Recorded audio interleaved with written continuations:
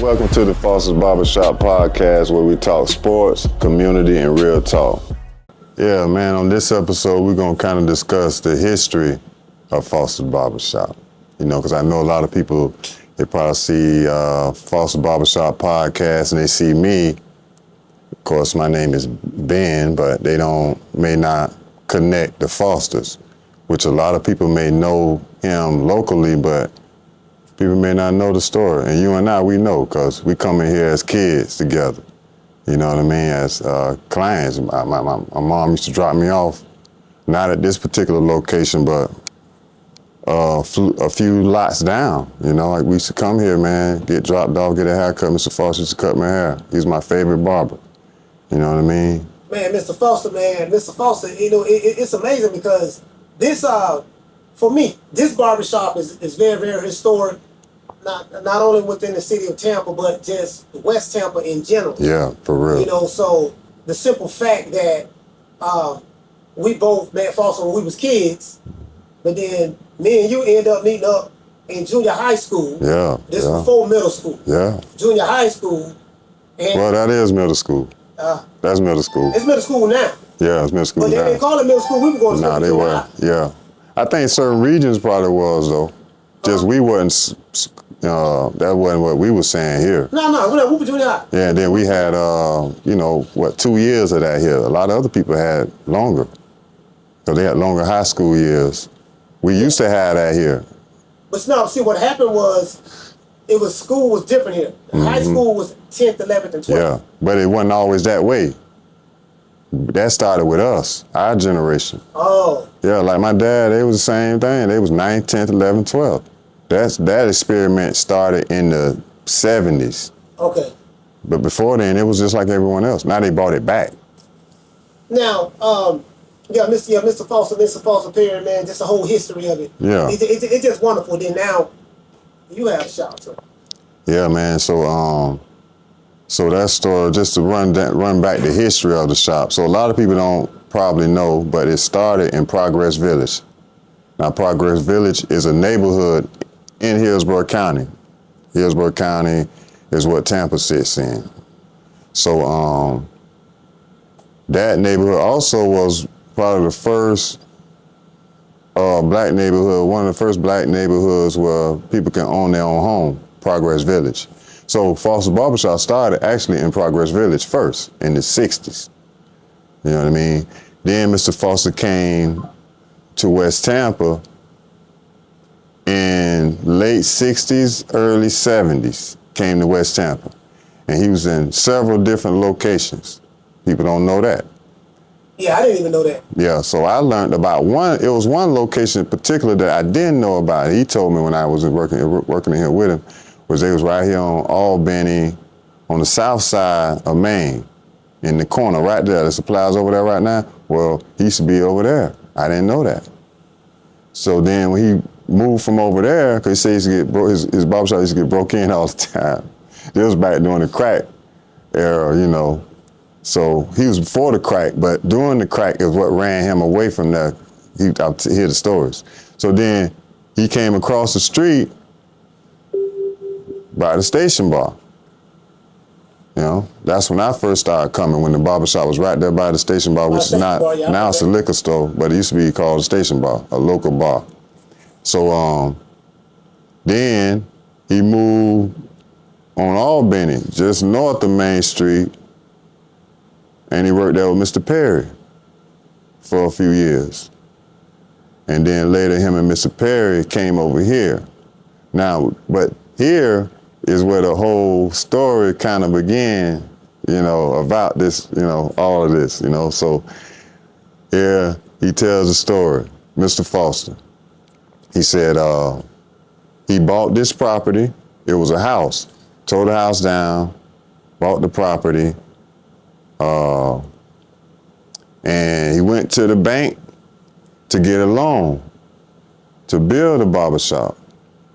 So you got to figure this, 1971, early 70s. So, of course, then, you know, he was redlined from loans. Blacks were redlined for loans for development and stuff like that back then, especially for our business. So he got upset, took his money out the bank. It was like $20,000, some odd dollars at the time. That's a lot of money back then. Back then, yeah, that's a lot. That's almost $200,000, man. Facts. You know, in today's times. But he took that money out, gave him a piece of his mind, for better words, I mean, because it was he had more choice words. But he gave him a piece of his mind, and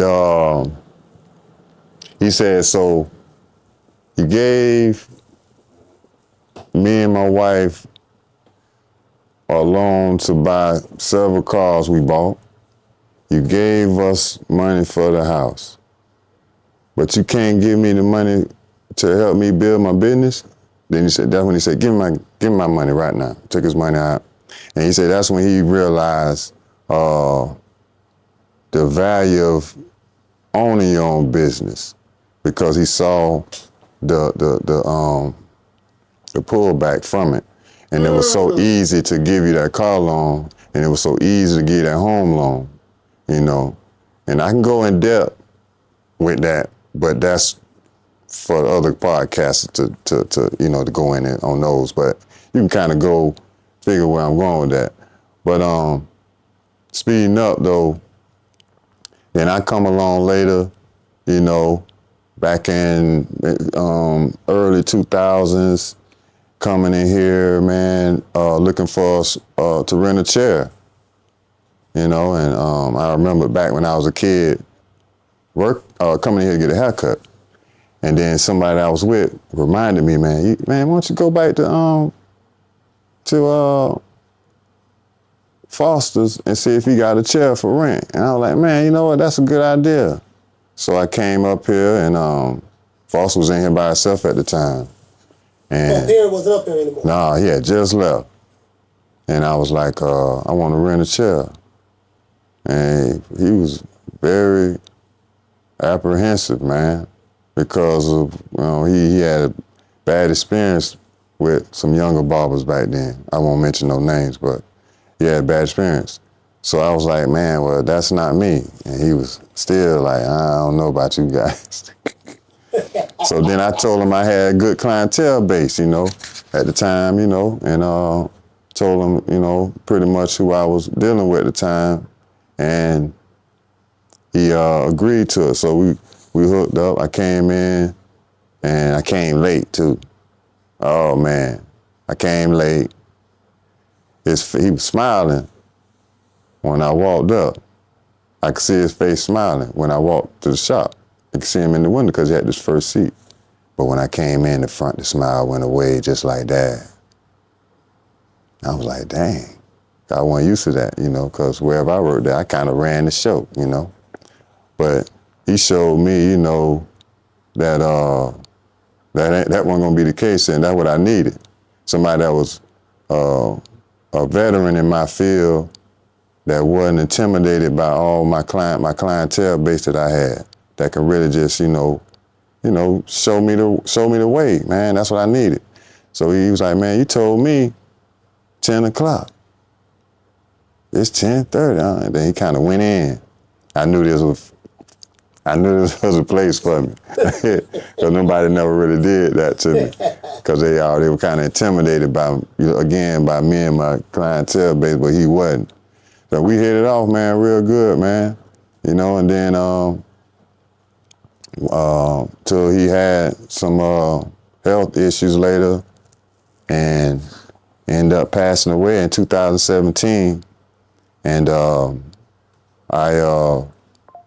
his wife, at the funeral, man, they offered to let us take over the shop, purchase the barbershop. You know, me and my wife, man. It was, how old was his wife at the time? At the time, they were in their mid to late 70s. Yeah, it was late 70s, somewhere around there. What about the kids?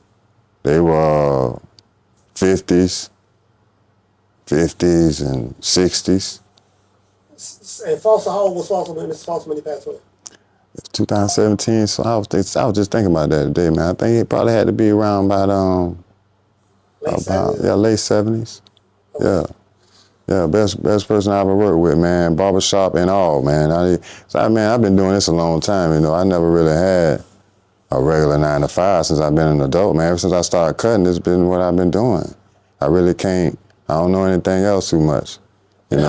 How did he build the shop? Because you spoke about how the bank didn't want to give him the money. I'm glad you mentioned that because I kind of money out. Yeah. And then how did this? I'm glad you mentioned that. You got the brick wall on the back right there. Yeah, so I kind of got off track. I'm glad you brought that back because this shop, he took his money out, and during that time, I'm assuming he ran that by guys in the shop.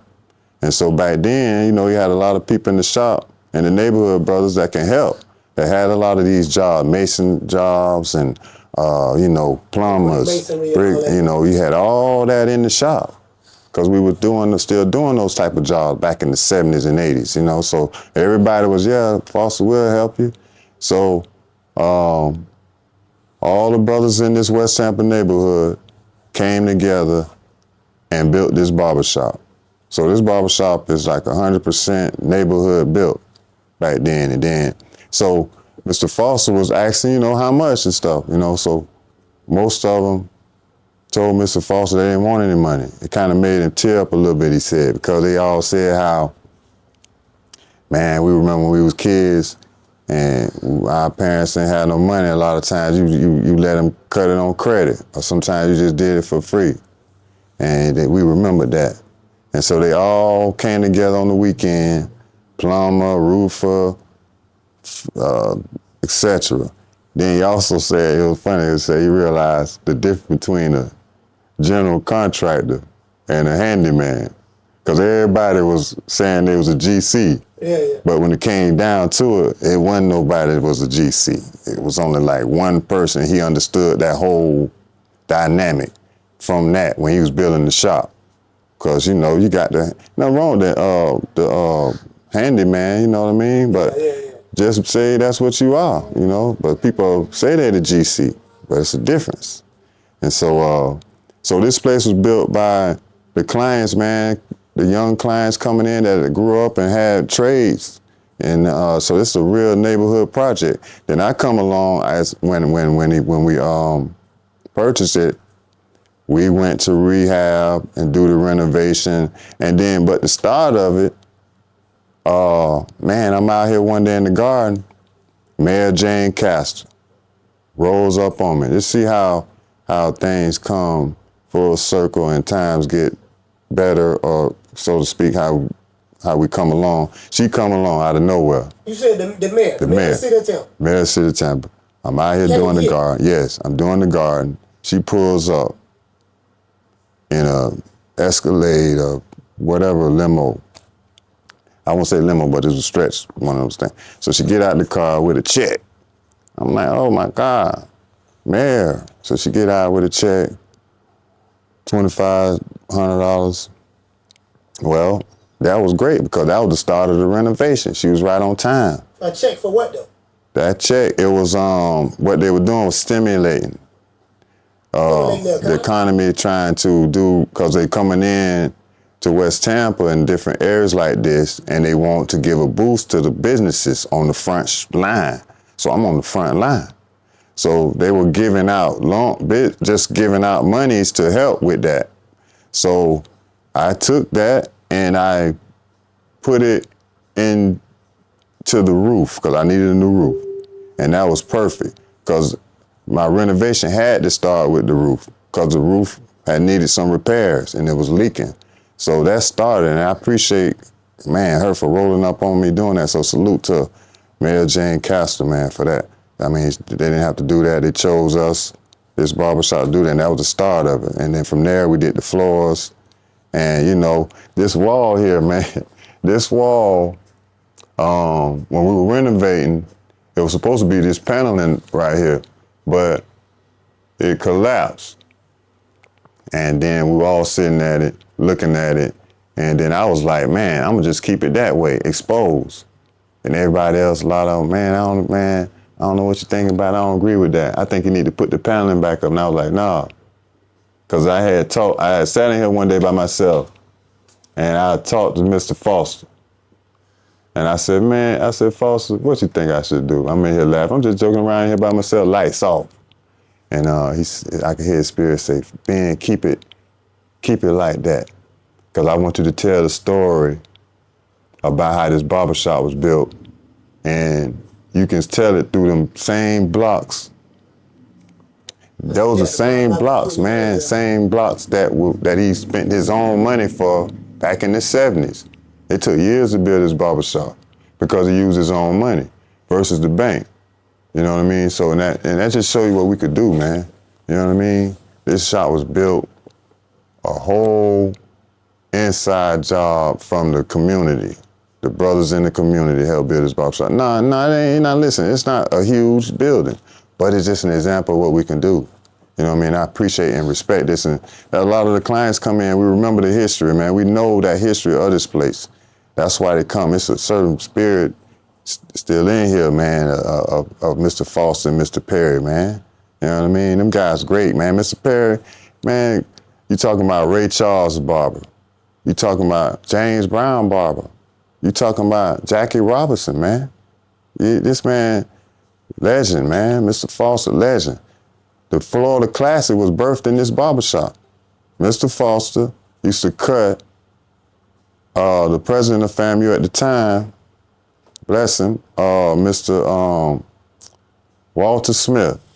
So Walter Smith was in here trying to figure out what they're gonna do because at the time, University of Tampa football used to play FAMU at Tampa Stadium. People don't remember that University of Tampa had a football team. They discontinued that in the late 60s. So late 60s, early 70s. So Mr. Foster came up with the idea.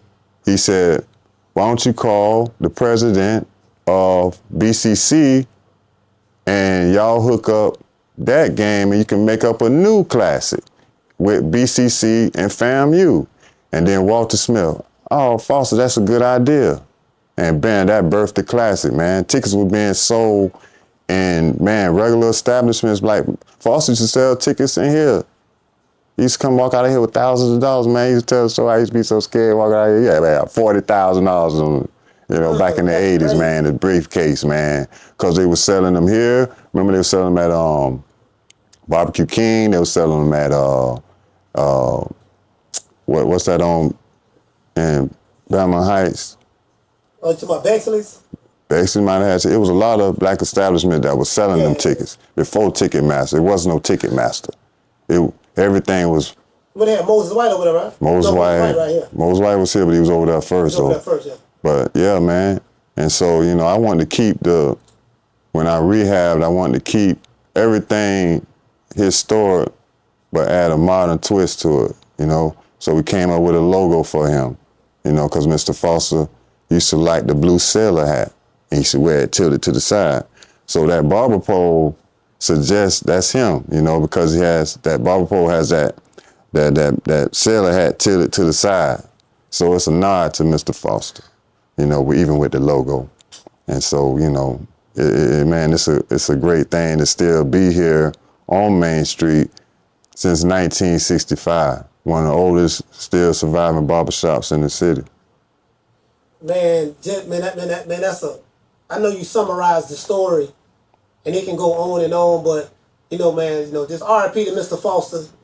And Mr. Perry, man, legends, man. We in this barbershop, and this barbershop represents the blood, sweat, and tears of not only the guy who built it, Mr. Foster, but the community. Yeah. The community came together to build this man. barbershop that you currently own right now. That's something else. And I try to do the same thing, even though it's much harder to redo that this time, because brothers ain't got too many trades anymore, so I couldn't really follow that same. I did most of it, but not. But in trying to do that, I learned that in this day and time, you can't do that. So I mix it in with some great guys like my boy Richard, Richard, woodsman, contractor, did a lot of work back there on the fence. I dealt with him. He's a great guy.